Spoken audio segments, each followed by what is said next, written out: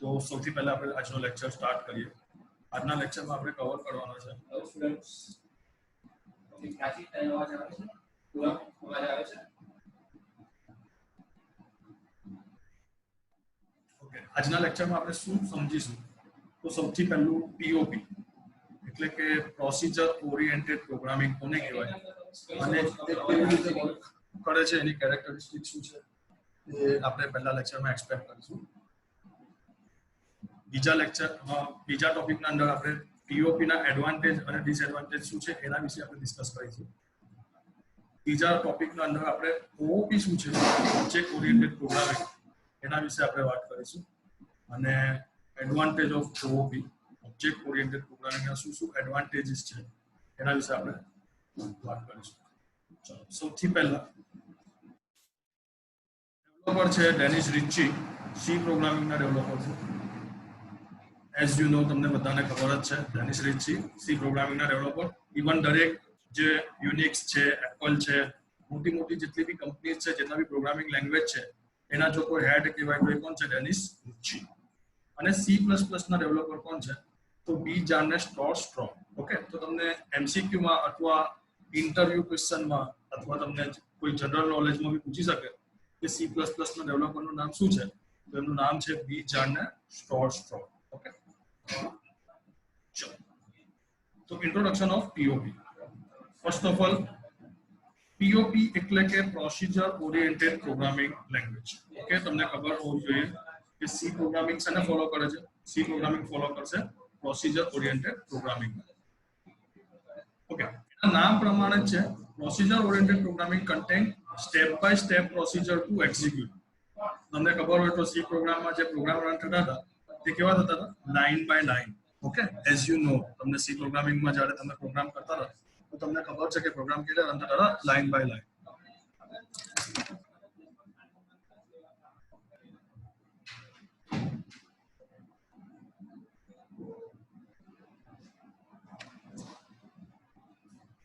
Okay, here the problem get decomposed into small parts and then to store each part one or more function are used. User defined function માં તમે ભણેલા કે જેટલા બી function, જેટલા બી આપણા programs છે એને આપણે નાના નાના યુઝર ડિફાઇન્ડ ફંક્શનમાં ડિવાઈડ કરી દીધા. જેવી રીતે કે મારે કેલ્ક્યુલેટરનો પ્રોગ્રામ બનાવવો હોય જેમાં એડિશન થાય, સબટ્રેક્શન થાય, મલ્ટિપ્લિકેશન થાય, ડિવિઝન થાય, તો હું શું કરીશ? એ લોકોના અલગ અલગ ફંક્શન બનાવી દઈશ, રાઈટ? તો અહીંયા જે આપણો પ્રોબ્લેમ્સ છે, જે પ્રોગ્રામ છે, એ ડીકમ્પોઝ થઈ જાય શેમાં? સ્મોલ પાર્ટ્સના અંદર. અને પછી આપણે દરેક પાર્ટને શું કરવું પડે? એના અંદર આપણે લોજિક લગાવવું પડે. તો પ્રોસિજર ઓરિએન્ટેડ પ્રોગ્રામિંગ કેવું છે?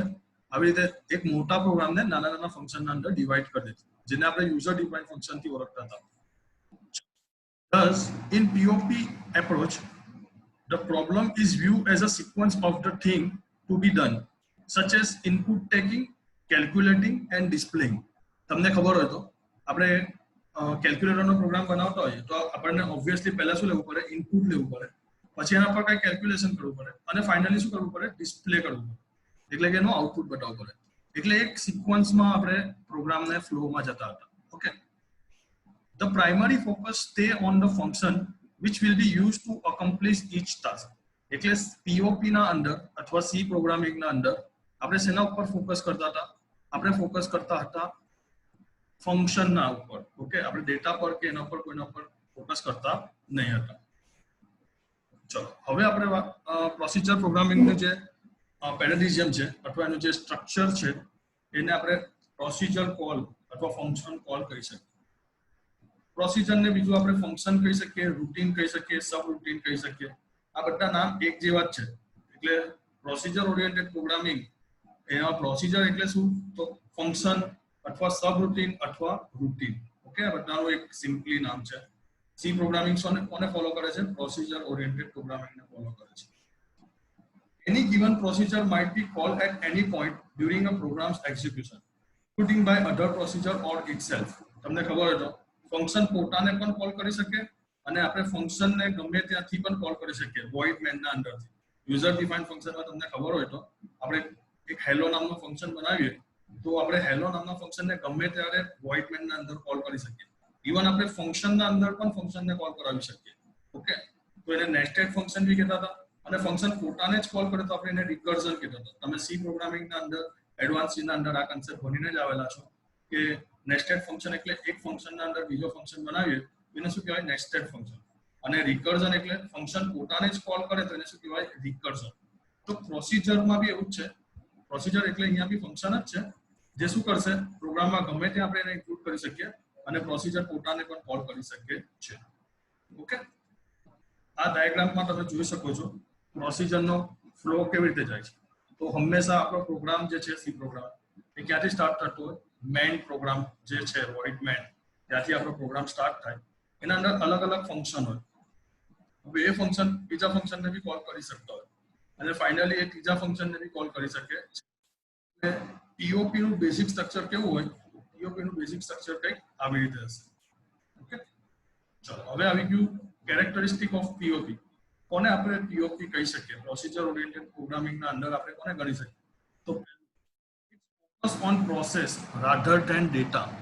પીઓપી કોના પર ફોકસ કરે છે? તો એ પ્રોસેસનો ઉપર ફોકસ કરે, ડેટા પર એને કોઈ લેવા દેવા નથી. જેવી રીતે કે સી પ્રોગ્રામિંગ જે ફંક્શનને આપણે કોલ કરીએ એ ફંક્શનની જ વેલ્યુ અથવા એ ફંક્શનના ઉપર જ ધ્યાન આપે, બીજા કોઈના ઉપર એ ધ્યાન આપતો નથી.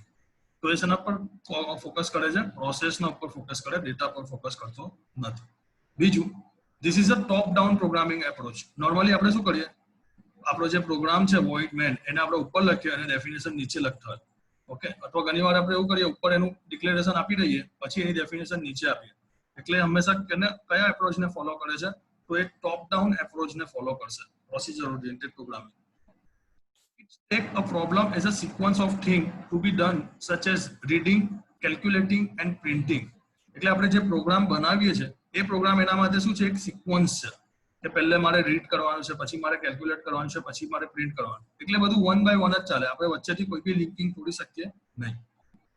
Hence a number of functions are written to solve a problem. એટલે આપણા પ્રોગ્રામને સોલ્વ કરવા માટે બહુ બધા ફંક્શન બનાવવા પડે.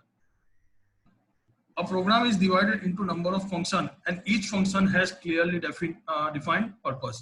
એટલે આપણે એક મોટા પ્રોગ્રામને જો બનાવવું હોય તો એ નાના નાના ફંક્શનમાં ડિવાઇડ થયો હોય જેને આપણે યુઝર ડિફાઇન્ડ ફંક્શન કહીએ છીએ અને એનાથી એક આપણું એક પ્રોપર ફંક્શનના આપણે અંદર જઈ શકીએ. Okay, most of the function share global data. એટલે આપણે ગ્લોબલ ડેટા તમને ખબર છે વેરિયેબલ 3 ટાઈપના હોય: local variable, global variable and static variable. Static variable OOP માં આવશે અને તમને સ્ટેટિક વેરિયેબલનું એક્ઝામ્પલ આપું છું.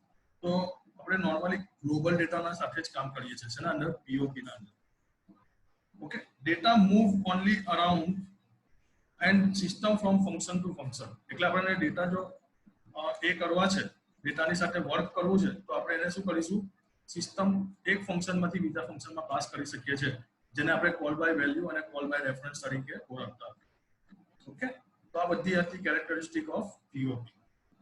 ચાલો હવે આપણે વાત કરીએ advantage of POP. Procedure oriented programming એટલે કે સી પ્રોગ્રામિંગ છે એના શું શું એડવાન્ટેજ હતા?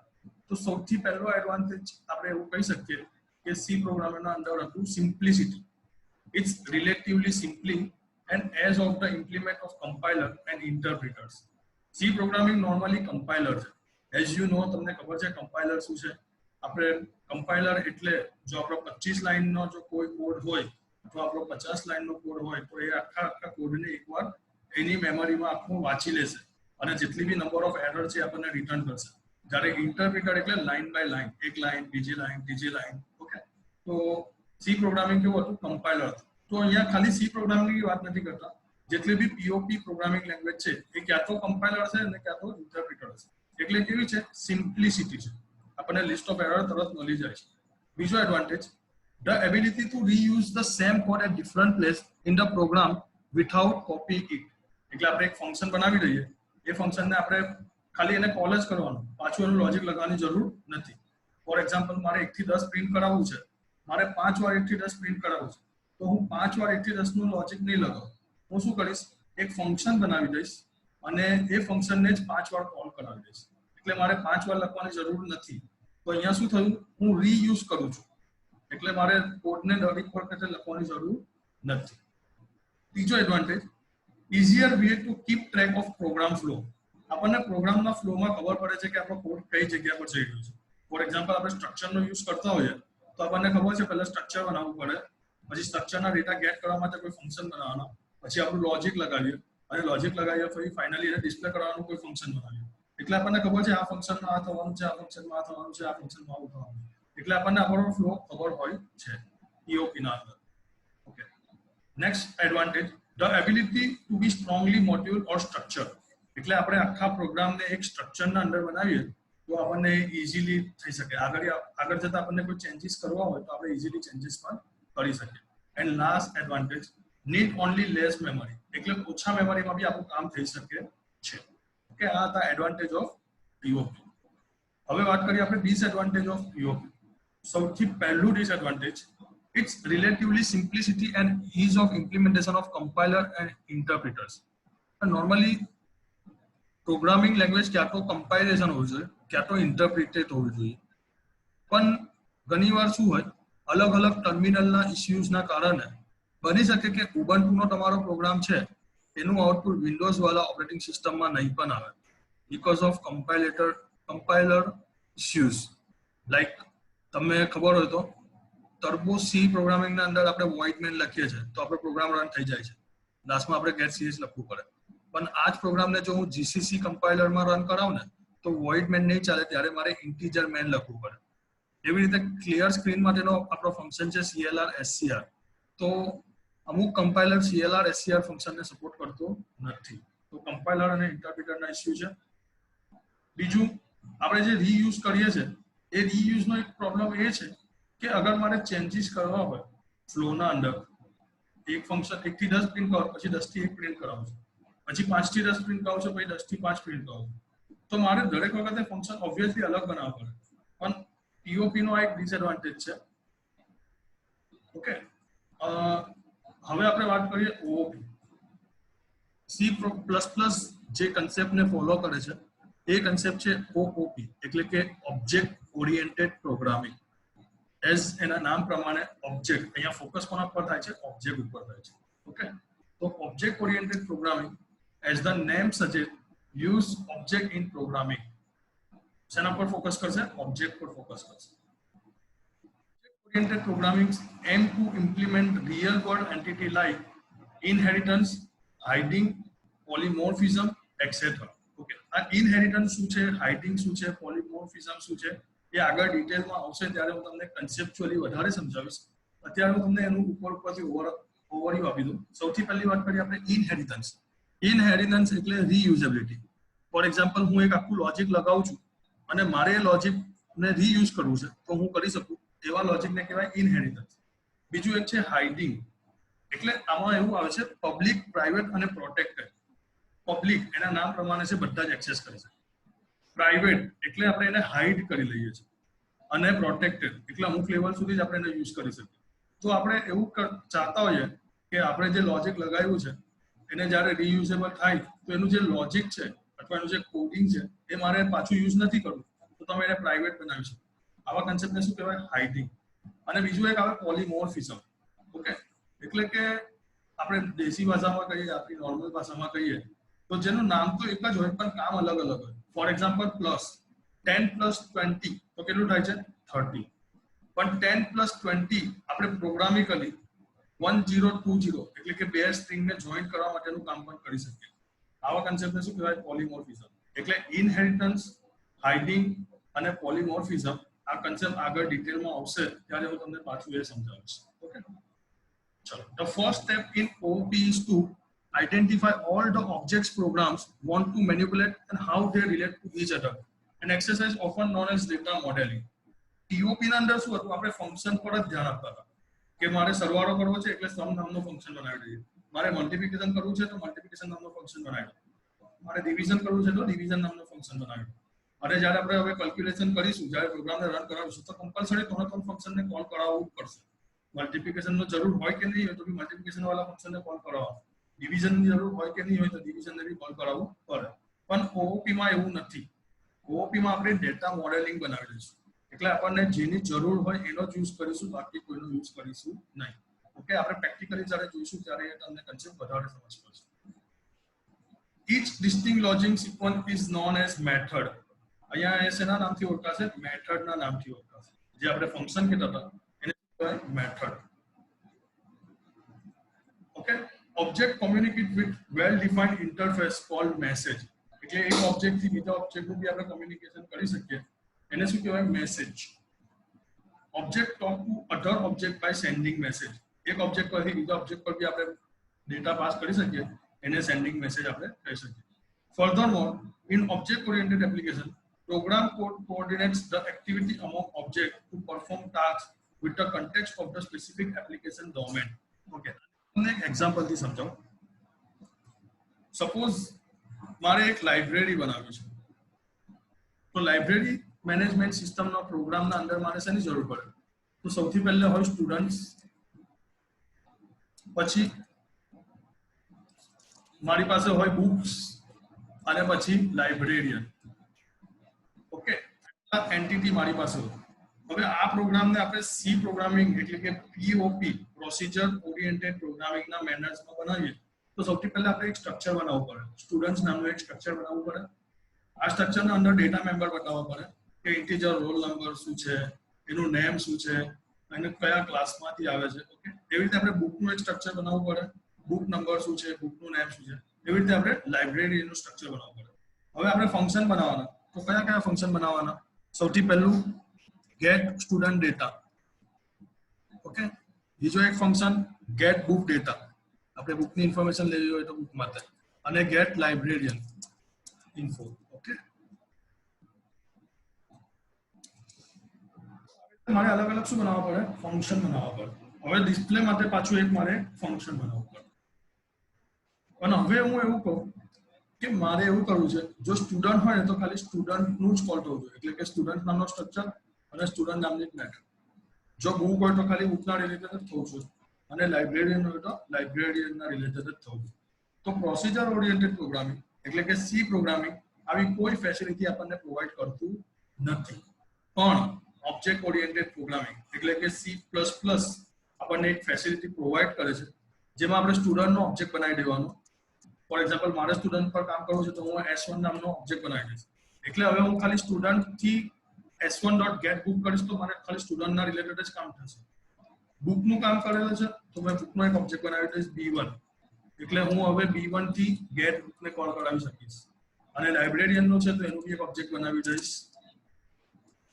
એવી રીતે દરેક વસ્તુમાં આપણે શું બનાવી દઈએ છીએ ઓબ્જેક્ટ એટલે એને કેવું કહેવાય object oriented programming language okay તો આપણે આ પોઈન્ટને પાછું સમજીએ in an object oriented application program code coordinates the activity among objects to perform tasks within the context of the specific application domain એટલે આપણને જેની જરૂર છે જેટલી જરૂર છે એટલા જ ફંક્શન અને એટલા જ ડેટા પર આપણે કામ કરી શકીએ with the help of objects okay the main aim of OOP is to bind together the data and the function that operates on them so that no other part of the code can access the data except that function એટલે આપણને જે data અને જે ફંક્શનનું કામ છે એનું જ કામ કરીશું with the help of OOP એટલે કે ઓબ્જેક્ટની મદદથી બીજા કોઈને આપણે ડિસ્ટર્બ કરી શકીશું નહીં ઓકે ઓબ્જેક્ટ ઓરિએન્ટેડના કી ફીચર્સ કયા કયા છે તો સૌથી પહેલો ફીચર્સ આપણે એવું કહી શકીએ object oriented emphasis on data rather than procedure POP function પર એટલે કે પ્રોસિજર પર ફોકસ કરતું હતું જ્યારે ઓબ્જેક્ટ ઓરિએન્ટેડ કોના પર ફોકસ કરે છે ડેટા પર ફોકસ કરે છે બીજો ફીચર્સ આપણે એવું કહી શકીએ programs are divided into entity known as object C પ્રોગ્રામિંગમાં શું હતું પ્રોગ્રામ ડિવાઇડ થતું હતું એને ફંક્શન કહેતા હતા અહીંયા પ્રોગ્રામ જે ડિવાઇડ થશે એ કોના પર ડિવાઇડ થાય છે ઓબ્જેક્ટ પર ત્રીજો features data is hidden and cannot be accessed by external function એટલે મેં તમને કીધું તેમ public private protected access specifier છે આપણે એવું ચાહતા હોઈએ કે એક ક્લાસનો ડેટા બીજા ક્લાસમાં એક્સેસ નથી કરવો તો આપણે એને કેવું બનાવી શકીએ હિડન ઓકે તમે જ્યારે પ્રેક્ટિકલી કરશો આપણે જ્યારે પ્રેક્ટિકલી શીખીશું ત્યારે તમને વધારે સમજ પડશે અત્યાર પૂરતું એના કી ફીચર્સ યાદ રાખજો પછી લખી દેજો અને ચોથો કી ફીચર્સ આપણે એવું કહી શકીએ it's follow bottom up design એટલે કે આપણે નીચે ઓબ્જેક્ટ બનાવીને ઉપર ફંક્શનને કોલ કરાવી શકીએ ગમે ત્યાંથી ગમે તે ફ્લો પર આપણે જઈ શકીએ જ્યારે પ્રોસિજરમાં તો કેવું હતું કમ્પલસરી મેઇન પ્રોગ્રામમાં આવવાનું મેઇન પ્રોગ્રામમાંથી એક ફંક્શન પછી બીજો ફંક્શન પછી ત્રીજો ફંક્શન એટલે કે આપણે જોયું તેમ એક તને ફોલો કરે છે ટોપ ટુ બોટમને જ્યારે અહીંયા બોટમ ટુ ટોપ ઓકે ચાલો advantage of OOP object oriented programming ના શું ફાયદા છે પહેલો advantage OOP provide a clear module structure for program એટલે આપણે એક ક્લિયરલી સ્ટ્રક્ચર બનાવી રહીશું એનાથી આપણો પ્રોગ્રામ બહુ ઈઝી થઈ જશે પ્રેક્ટિકલી આપણે કરીશું તો તમને એ એડવાન્ટેજ પાછું ડિટેલમાં બતાવીશ બીજું implements detail are hidden from other module and other module has a clearly defined interface એટલે એની જે હિડન કરવાની જે પોસિબિલિટી છે એ એક એડવાન્ટેજ બની જાય ફોર એક્ઝામ્પલ મારે એવું કરવું છે કે હું ફીઝ નામનું એક મોડ્યુલ બનાવું છું એનું જે કેલ્ક્યુલેશન છે મારે એને હિડન રાખવું છે એટલે મારે એને પ્રાઇવેટ રાખવું છે તો હું એ પ્રાઇવેટ મેમ્બર બી બનાવી શકું છું It is easy to maintain and modify existing code as a new object can be created with small difference to existing objects. Okay.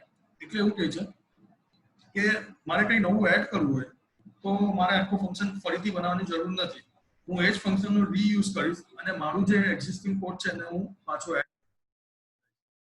Advantage object method instance message passing inheritance are some important property provided by this particular language એટલે object છે method છે interface છે instance છે આ બધું શું છે હું તમને પ્રેક્ટિકલી બતાવીશ આ બધા C++ ના એક કી ફીચર્સ છે જેનાથી C++ બહુ પાવરફુલ પ્રોગ્રામિંગ લેંગ્વેજ છે ઇવન અત્યારે જે MVC પેટર્નમાં પ્રોગ્રામિંગ લેંગ્વેજ છે MVC મોડલ વ્યૂ કંટ્રોલર તમારે મને રિસર્ચ કરીને કહેવાનું છે કે કઈ પ્રોગ્રામિંગ લેંગ્વેજ MVC ના બેસિસ પર ચાલે છે એ બધી MVC પ્રોગ્રામિંગ લેંગ્વેજ OOP ના બેઝ પર છે ઓકે અત્યાર સુધી તમે કદાચ C પ્રોગ્રામિંગ લેંગ્વેજ અને C ના વિશે જાણતા હશો પણ રિયલમાં જો તમે માર્કેટમાં જુઓ તો ઘણી બધી પ્રોગ્રામિંગ લેંગ્વેજ છે પાયથોન PHP ASP PHP ના અંદર કોડ ઇગ્નાઇટર લારાવેલ એવી રીતે ASP ના અંદર બી ઘણી બધી MVC pattern okay Ruby and rails બહુ બધી પ્રોગ્રામિંગ લેંગ્વેજ છે તો એ પ્રોગ્રામિંગ લેંગ્વેજનો જે બેઝ છે એ છે OOP ઓબ્જેક્ટ ઓરિએન્ટેડ પ્રોગ્રામિંગ